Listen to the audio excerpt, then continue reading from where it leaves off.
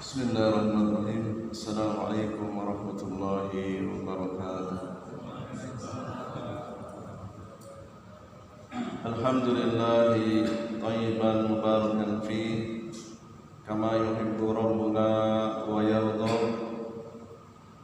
Ashhadu an la ilaha illallah wahdahu la syarika lah wa ashhadu anna Muhammadan abduhu wa rasuluhu. وقال الله تعالى في كتابه الكريم يا أيها الذين آمنوا اتقوا الله وقولوا قولا سديدا يصلح لكم أعمالكم ويغفر لكم ذنوبكم ومن يطع الله ورسوله فقد فاز فوزا عظيما وقال رسول الله صلى الله عليه وعلى آله وسلم فإن أصدق الحديث كتاب الله وخير الهدي هدي محمد صلى الله عليه وسلم وشر الأمور محدثاتها. Ahibati fillah rahimani wa rahimakumullah. Saudara-saudariku sekalian yang kami cintai karena Allah, alhamdulillah pada kesempatan malam hari yang penuh berkah ini Allah mengumpulkan kembali kita di Masjid Muhammadiyah Al-Furqan yang kita cintai ini. Salawat dan salam semoga tercurah limpahkan kepada qudwah hasanah kita, guru terbaik kita, Nabi Agung Muhammad sallallahu alaihi wa ala alihi wasallam, dan juga semoga tersampaikan kepada keluarga beliau, kepada segenap sahabat beliau, dan orang-orang yang senantiasa berpegang teguh dengan sunnah beliau ila yaumil qiyamah, sampai hari kiamat nanti. Pada kesempatan kali ini insyaallah ta'ala kita akan melanjutkan kembali pembacaan ilmu pengantar sirah Nabi As-Sittatu Mawadi'a Minas Sirah. Masih melanjutkan tentang kisatu ar-riddati ba'da wafatin Nabi sallallahu alaihi wasallam. Kisah beberapa peristiwa kemurtadan setelah wafatnya Nabi sallallahu alaihi wa ala alihi wasallam. Di pertemuan yang lalu ada manusia-manusia yang dikatakan oleh para sahabat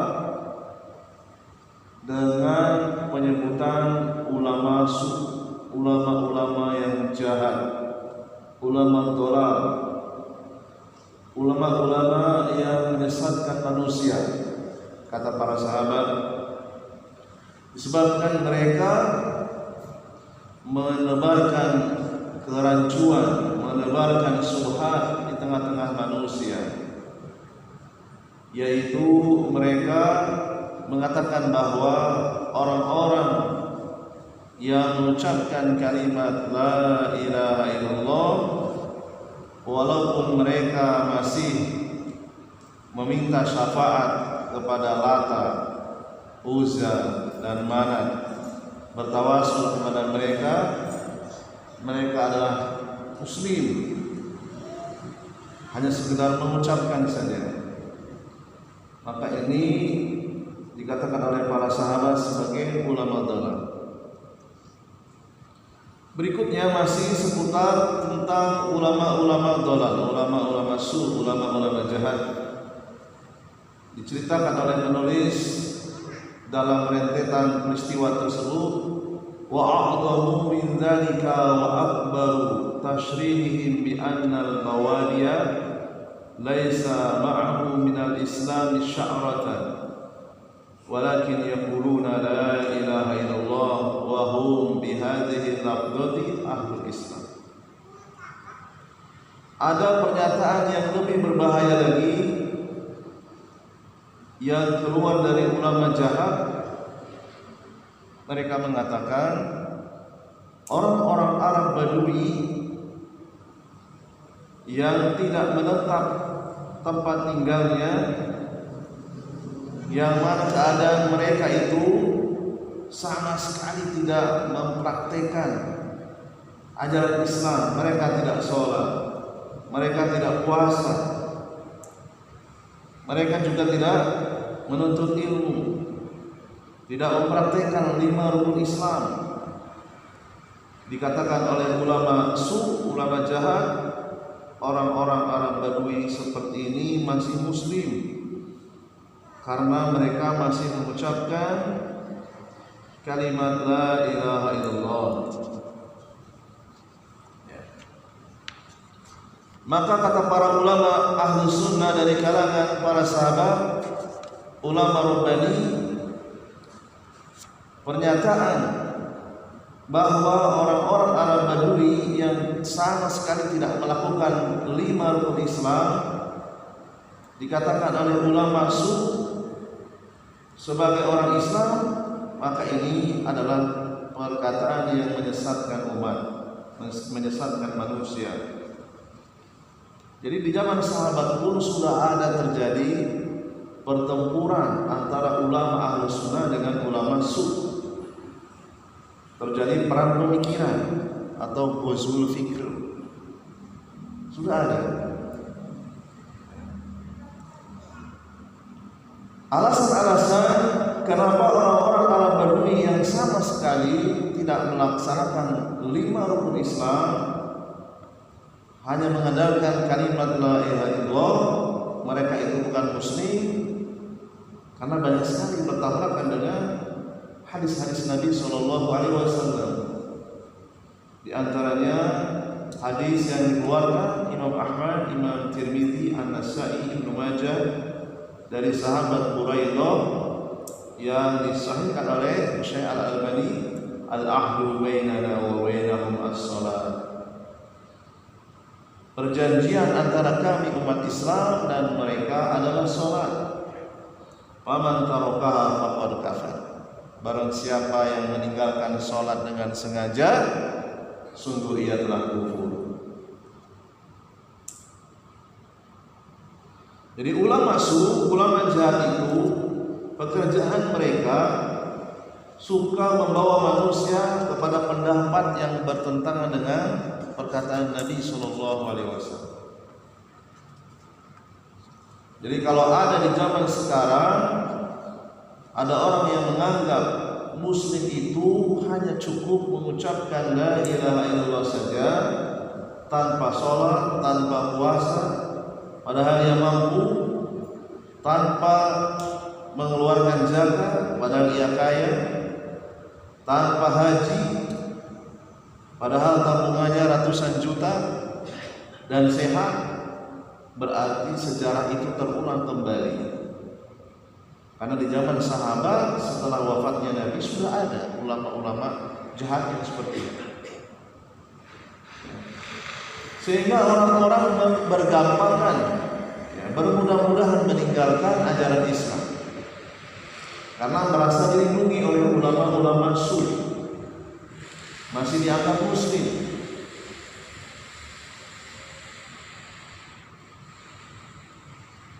Jemaah sekalian rahimani wa rahimakumullah, menjadi muslim hanya semata-mata mengucapkan la ilaha illallah tanpa melaksanakan kewajiban 5 rukun Islam, maka ini merendahkan Islam itu sendiri. Islam itu adalah agama yang paling suci, yang paling sesuai dengan fitrahnya manusia. Islam itu bukan omdo, bukan omong doang. Islam itu meliputi amalan hati, amalan ucapan, dan amalan anggota badan.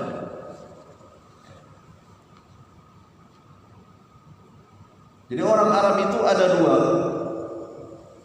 Pertama, orang yang tidak menetap, nomaden, suka berpindah-pindah tempat, disebut Arab Badui. Jenis yang kedua, orang Arab yang menetap. Contohnya warga Arab Mekah, menetap Mekah dan sekitarnya. Jadi Arab Badui juga berbeda-beda. Ada sebagian Arab Badui yang masih mempraktekkan Islam lengkap. Ada juga yang sama sekali tidak mempraktekannya, kecuali hanya mengucapkan kalimat La ilaha illallah saja. Jadi orang-orang yang hanya mengandalkan kalimat La ilaha illallah di zaman Nabi masih hidup, itu belum dianggap sebagai muslim, karena masih melakukan kesyirikan, masih biasa datang kepada Lata, Uzza dan Manat. Rasulullah SAW ketika menghadapi warga musyrik Mekah, yang mana warga musyrik Mekah itu tetap dalam keadaan musyrik dan sering diberikan iming-iming, diberikan motivasi. Wahai warga musyrik Mekah, Rasulullah memberikan motivasi kepada mereka, semoga mereka bisa masuk Islam. Apa perkataan Nabi? Qulu kalimatan tudayyinu lakum biha al-araba wa tuaddi lakum biha al-ajama al-jizyata. Katakan wahai warga musyrik Makkah, ucapkan satu kalimat, insya Allah dengan kalimat tersebut kalian akan menguasai semua bangsa Arab dan non-Arab, serta kalian akan mendapatkan harta jizyah. Ini orang-orang ahli kitab, orang-orang Nasrani, Yahudi, Majusi, kalau mereka mau bertempat tinggal di negeri Islam, mereka wajib membayar jizyah, membayar upeti, membayar pajak. Ini kan lumayan. Jadi biasanya manusia itu kalau diiming-imingi harta yang halal itu semangat, ya. Kemudian Nabi juga menawarkan lagi kepada mereka, "Khudh wa alika ahnafa kalimatan mahiyah." Ambillah kalimat tersebut, pegang kalimat tersebut. Demi ayahmu bersatulah kalian dengan satu kalimat. Tahukah kalian apa kalimat itu? Mereka sudah siap-siap memasang telinganya. Kalimat itu adalah La ilaha illallah. Warga musyrik Mekah yang tetap dalam kesyirikan, mereka menjawab, aja'ala alihata ilahan wahid, ilahan wahid, inna hadha la syai'un ujab.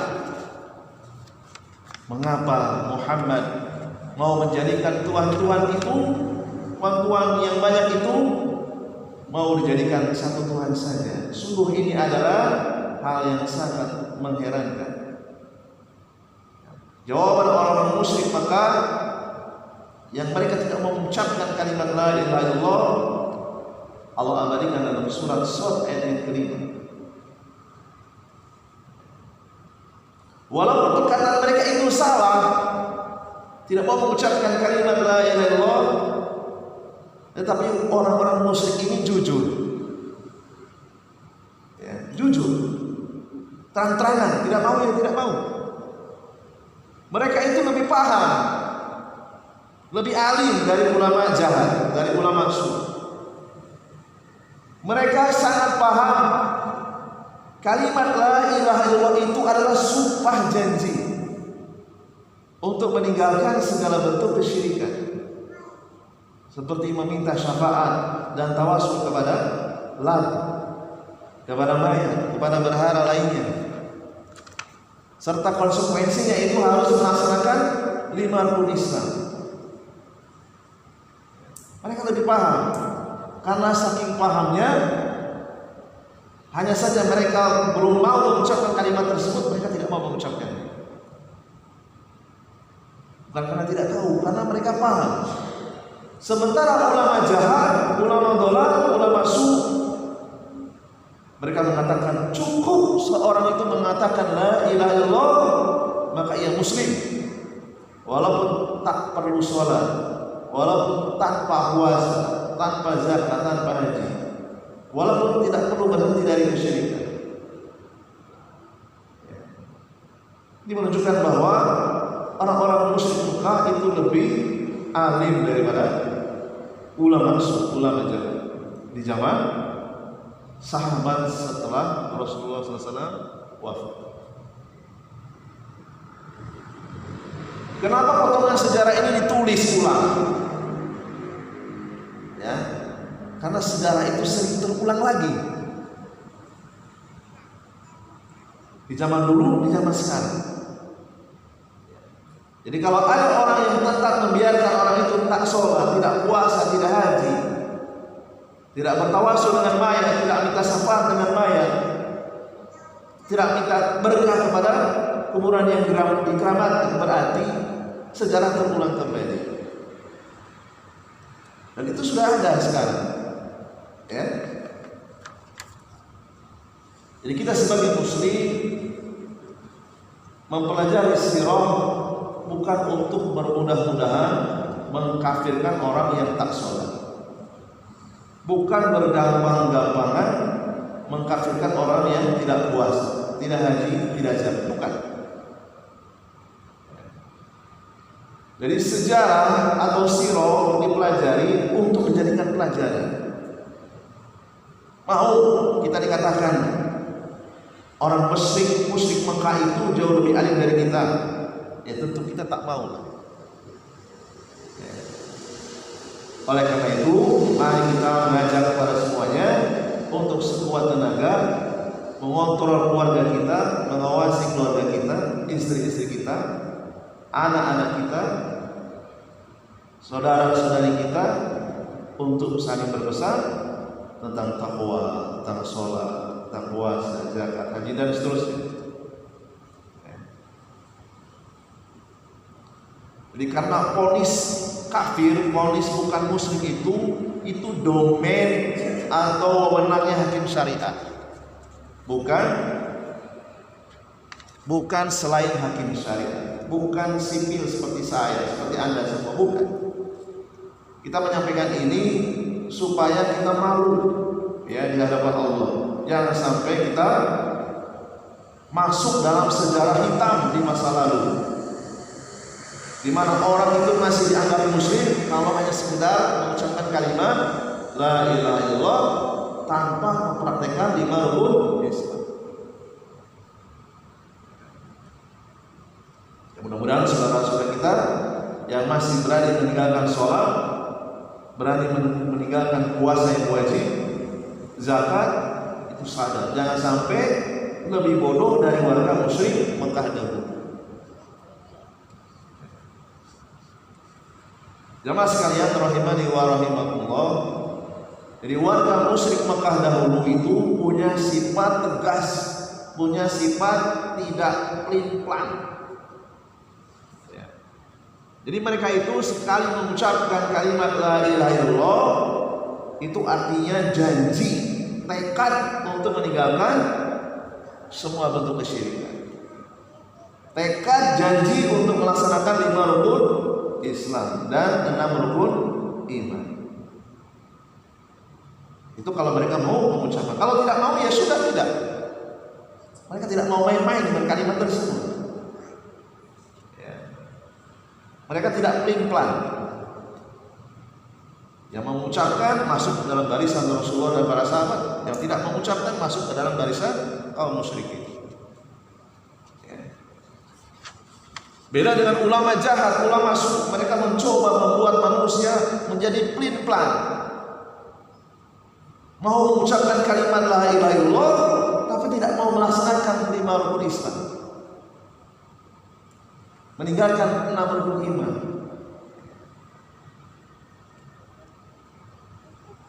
Dan wakil kenyataan di lapangan ya, ada orang yang mengucapkan kalimat la ilaha illallah saat malam tertentu saja, dia berkumpul dengan teman-temannya.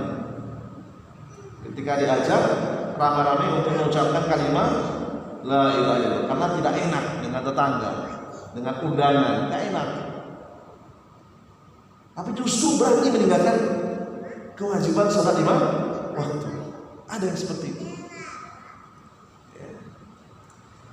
Bahkan terang-terangan tidak puasa di bulan Ramadan. Nah, ini musibah.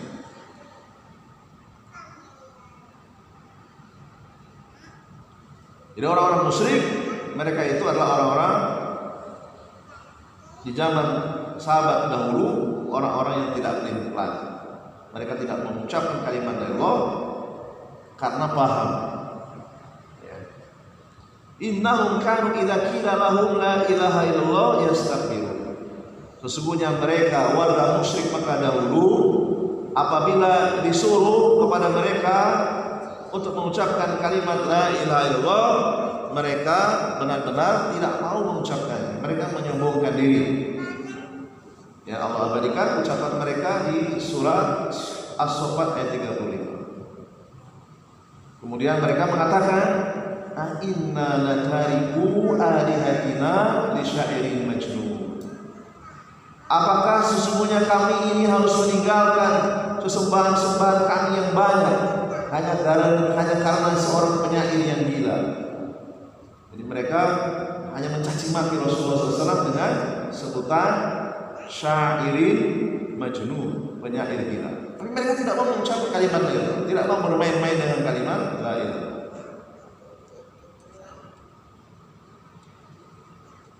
Jadi mereka adalah orang Arab dengan bahasa Arab usha'u, fasih, yang sangat fasih.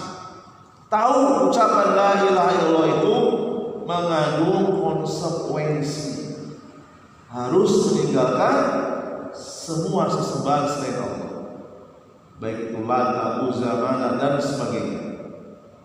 Konsekuensinya harus menunaikan kewajiban 5 rukun Islam. Ya, mereka tidak mau mengucapkan kalimat la ilaha illallah itu karena mereka paham. Sementara di zaman sahabat munculnya para ulama sufi yang dikafirkan oleh para sahabat, mau mengucapkan kalimat la ilaha illallah tapi tak paham. Kesimpulannya orang musyrik Makkah itu lebih pintar dari ulama jahat, ulama sufi. Kemudian masih melanjutkan tentang perkataan-perkataan mereka. Wa harrama al-islamu malahum wa damahum ma'a iqrarihim bi'annahum tarakul islama kullah. Mereka mengucapkan Islam itu melarang kita mengambil harta. Islam itu melarang kita menumpahkan darah orang yang mengucapkan kalimat la ilaha illallah, walaupun mereka meninggalkan 5 rukun Islam. Bahkan lebih dari itu, walaupun mereka mengingkari adanya hari kiamat, walaupun mereka mengolok-olok orang yang percaya adanya hari kiamat. Bayangkan, ini sudah ada di zaman sahabat dulu. Ulama ulama dolah, ulama yang jahat, yang pandai beretorika, ya. Jadi ulama yang dolah, ulama yang jahat, mereka sering menghafal hadis-hadis Nabi yang sahih. Yang mereka menggunakan hadis sahih, antaranya mereka membawakan dalil Rasulullah SAW bersabda, umirtu an uqatilan nasa hatta yaqulu la ilaha illallah fa idza qaluha asamu minni dima'ahum wa amwalahum. Perhatikan manusia, saya membacakan hadis Nabi. Ini salah satu ulama sufi. Mereka mengucapkan, Rasulullah bersabda, aku disuruh untuk memerangi manusia sampai mereka mau mengucapkan la ilaha illallah. Jika mereka telah mengucapkannya, maka terjaga darah dan harta mereka. Hadis ini sahih. Betul ya. Orang non-muslim jika sudah bersyahadat mengucapkan la ilaha illallah, itu tidak boleh ditarik lagi upeti, tidak boleh ditarik jizyah, tidak boleh dizalimi darahnya, wajib dijaga keamanannya. Ternyata kalau kita perhatikan perkataan ulama su ini, ulama yang jahat, mereka telah mengkorupsi hadis. Padahal hadisnya itu ada tambahannya yang sangat penting. Mereka membawa hadis sampai terjaga darah dan harta mereka, sampai di situ saja. Padahal ada kelanjutannya. Ya. Asanu minni dima'ahu wa amwalahu illa bihaqiha. Ini tambahannya yang penting. Kecuali dengan hak. Maksudnya selama orang itu mengucapkan kalimat la ilallah, kemudian melaksanakan konsekuensinya, yaitu meninggalkan semua bentuk kesyirikan, melaksanakan 5 rukun Islam, 6 rukun iman, wajib dijaga harta dan darahnya. Tapi kalau melanggar kalimat la ilaha illallah, batal kalimat tersebut, maka penguasa muslim berhak untuk memerintah hakim syariah,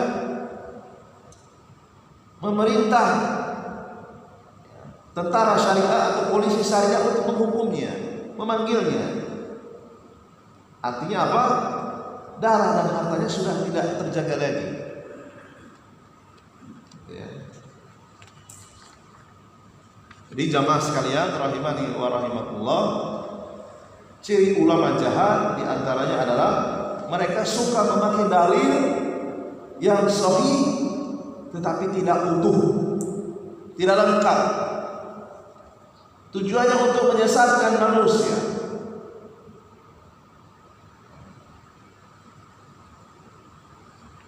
Jadi di zaman sahabat pasca wafatnya Nabi sallallahu alaihi wasallam, terutama akhir masa sahabat, itu bermunculan ulama-ulama jahat, ulama-ulama su.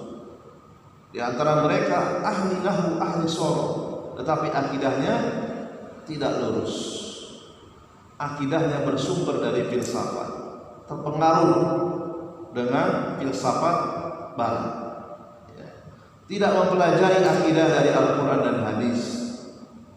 Mereka belajar akidah dari ilmu mantiq, dari ilmu logika.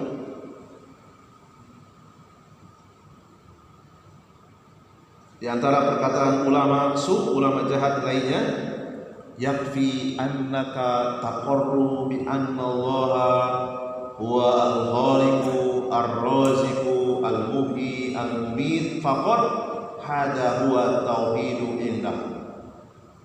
Cukuplah engkau mengucapkan Allah itu adalah pencipta, memberi rezeki, yang menghidupkan, yang mematikan, maka engkau sudah menjadi orang yang bertauhid.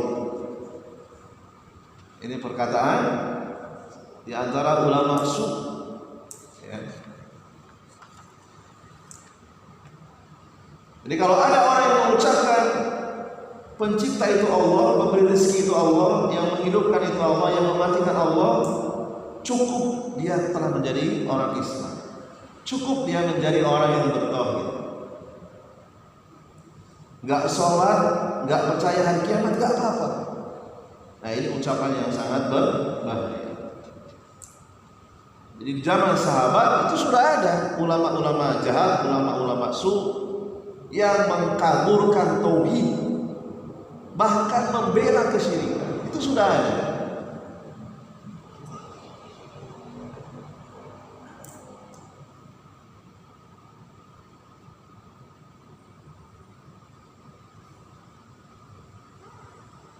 Ma wa ma ahada kulluhu yusarrihu haula'i asya yatimmu al-mardatu al-jahlatu anna al-badawa aslamu walau jar minhum dhalika kulluhu. Dan ini semakin menambah jelas bahwa ulama-ulama ulama-ulama yang jahat, mereka mengatakan bahwa orang Arab Badui yang mengolok-olok Rasulullah, mengolok-olok orang yang percaya adanya hari kiamat, mereka sama sekali tidak melaksanakan ajaran Islam, itu dianggap Muslim. Mereka mengolok-olok agama Nabi, memuliakan agama nenek moyang mereka, li'annahum yaquluna, karena mereka masih mengucapkan la ilaha illallah. Ini adalah perkataan ulama jahat di zaman sahabat dahulu. Walazama qaulahum anna al-yahuda aslamu li'annahum yaquluna. Ya. Kalau perkataan ulama ini dianggap benar, tentu ini juga akan melazimkan orang-orang Yahudi itu juga disebut Muslim. Karena orang-orang Yahudi juga ternyata mereka mau mengucapkan kalimat la ilaha illallah. Yang tidak mau mereka ucapkan itu adalah asyhadu anna Muhammadar Rasulullah. Ya, sekitar tahun 2003, 2004 di Surakarta itu pernah terjadi dialog antara Muslim dan Kristen 2 hari, ya, di gedung auditorium UNS, Rektorat UNS, Universitas 11 Maret. Dialog ilmiah, tidak ada kekerasan, tidak ada keributan, dan saya ikut kebetulan. Dan mereka pada akhirnya mereka mau mengucapkan kalimat la ilaha illallah. Kita sudah sangat senang sekali itu, masya Allah ya. Jadi dialog terbuka, dialog ilmiah, adu argumentasi. Mereka mau mengucapkan kalimat la ilaha illallah di akhir acara. Tetapi mereka menyatakan dengan tegas, kami tidak mau mengucapkan asyhadu anna Muhammadar Rasul. Terbukti apa yang saya baca di kitab ini, ternyata saya juga menyaksikan orang-orang ahli kitab itu kalau dialog ilmiah dengan kepala dingin, mereka mau mengucapkan kalimat la ilaha illallah. Yang tidak mereka mau ucapkan itu asyhadu anna Muhammadar Rasul. Terulang kembali di zaman sahabat pernah terjadi, di zaman sekarang pun pernah terjadi. Ya, orang Yahudi itu mereka mau mengucapkan kalimat la ilaha. Dan inilah yang menyebabkan ulama-ulama di zaman sahabat itu, kata mereka itu lebih kafir dari Yahudi dengan kekafiran yang berlipat-lipat. Orang Yahudi saja itu tidak main-main dengan kalimat la ilaha illallah. Jadi mereka mensifati Arab Badui yang disebutkan tadi, masih berbuat syirik, mengingkari hari kiamat, mengolok-olok orang yang percaya hari kiamat, meninggalkan ajaran Islam secara totalitas, itu disebut Muslim. Berarti mereka jauh lebih parah daripada orang Yahudi sendiri. Orang Yahudi walaupun mereka masih kafir, mereka masih percaya adanya hari berbangkit, masih percaya adanya hari kiamat. Jadi walaupun mereka kafir, mereka masih percaya adanya hari kiamat. Ini fakta sejarah terjadi di masa lalu dan juga bisa terulang di masa sekarang.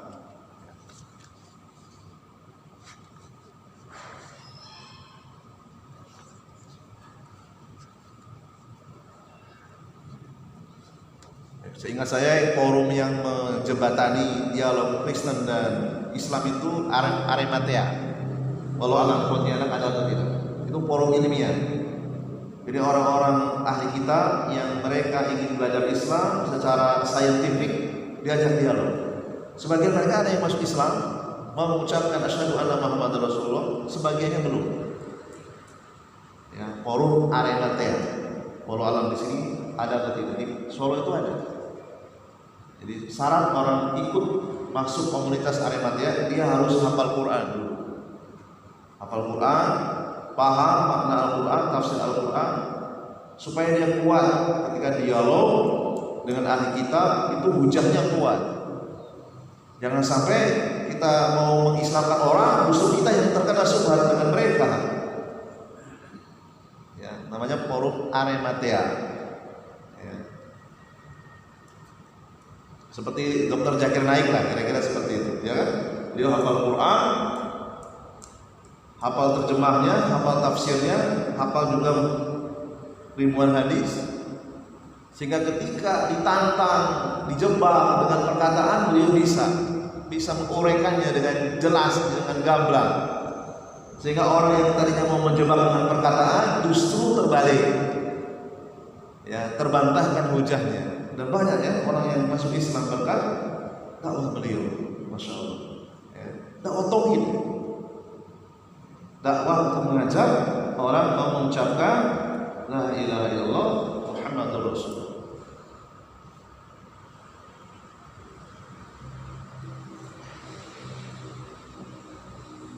Walladhi yubayinu dhalika min qissati riddati anna al-murtadina iftaraqu fi riddatihim wa minhum man kadzdzaba an-nabiyya sallallahu alaihi wasallam wa raja'u ila ibadati al-awthan wa qalu law kana nabiyyan ma mata wa minhum man thabata ala syahadataini walakin aqarra bi nubuwwati Musailamah. Ulama sudah selesai pembahasannya.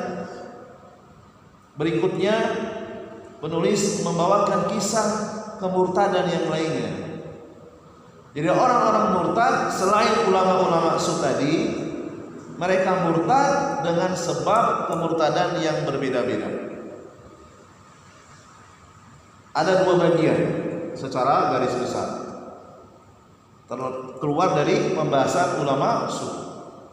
Mereka murtad karena mereka mendustakan Nabi Muhammad SAW. Begitu Rasulullah wafat, langsung menyatakan diri, kami gak percaya dengan kerasulan Nabi Muhammad. Mereka kembali lagi menyembah awthan, segala bentuk sesembahan selain Allah.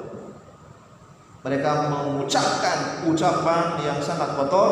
Seandainya dia Nabi, seandainya Muhammad itu Nabi, tentu dia tidak mati. Direkam, jadi bawakan riwayat tersebut oleh para sahabat. Artinya mereka tidak mau mengucapkan kalimat syahadat lagi. Mereka rusak dua kalimat syahadat yang sudah mereka ucapkan dengan mengatakan apa tadi? Lau kana nabiyyan ma mat. Seandainya Muhammad itu nabi, tentu dia tidak mati. Buktinya dia mati, begitu.